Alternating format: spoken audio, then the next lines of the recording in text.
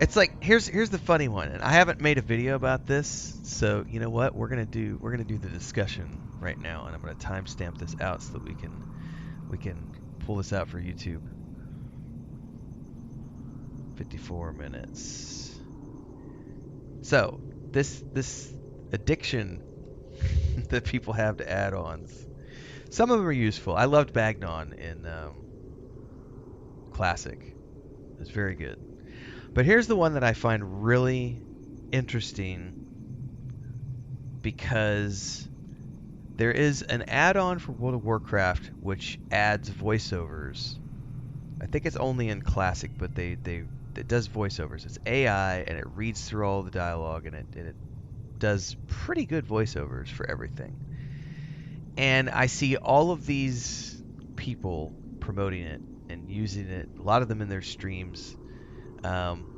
And these are the same people who a year ago were talking about solidarity with artists and down with AI art, and also backing the Screen Actors Guild and the Writers Guild of down with AI, no AI for copying an actor's appearance and using it in perpetuity, no AI to replace writers, down with AI. I see all of these people promoting all of these anti-AI stuff on their social media and talking about it in their streams and everything, but they love the AI that gives them voiceovers in World of Warcraft. And I'm like, you do realize the hypocrisy of that, right? Because talented voice actors could be paid to read this dialogue, but instead you're using an AI.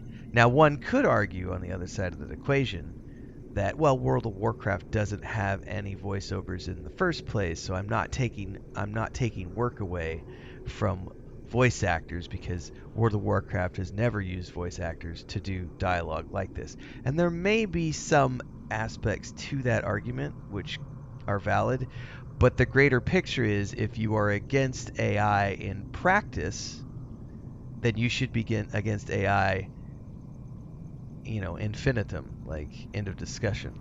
That's a very, very interesting one to me, because when you talk about AI in any sort of creative environment for voice actors, for writers, for actors, um, not that add-on. The add-on that I've seen people using, I don't know the name of it.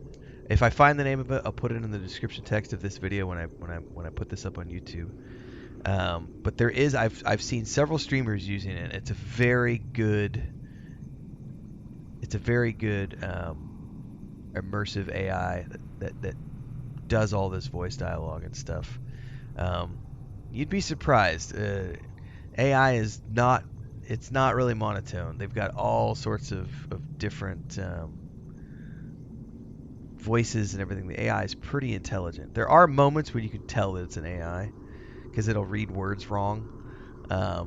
But it's probably a 90%, what I've seen so far, 85 to 90% flawless experience with a couple of hiccups that make you go, you know what? It's pretty close. It's getting really close. And it is really cool. I get that. But at the same time, um, it's the idea that if you're going to be against AI in other arenas, you should probably be against it here too, because of the fact that it's the same conversation about why. Because if that's the next step, the logical next step after that is game studios getting a voice actor to come in and do lines of dialogue for one specific expansion, and then they use that voice actor's voice in perpetuity through AI for all future expansions without paying that voice actor any residuals or anything like that. And that's something that I think is, yeah. I'm a big fan of making sure that we get everybody monetized fairly, which will take some of those millions and millions and millions that get paid to the top dogs and spread those out a little more equally amongst all the people who are making this content in the first place. It was very interesting watching from the outskirts anyway, the writers' strike and the actors' strike, because two of the big things for me, and I'm not in either one of those arenas with those people, because all of my writing and everything is independent. But I think that the idea that you could come on set for a day and then the studio has the right to, in perpetuity, forever, use your likeness as an extra or as background filler anywhere they want in any film they want for all time is fucking ridiculous. There is no way that that should ever be allowed. And the same thing with wanting to put AI in writers' rooms and stuff. I think that there is a place for AI. I use AI, but I use it for rough drafting. I use it for script ideas.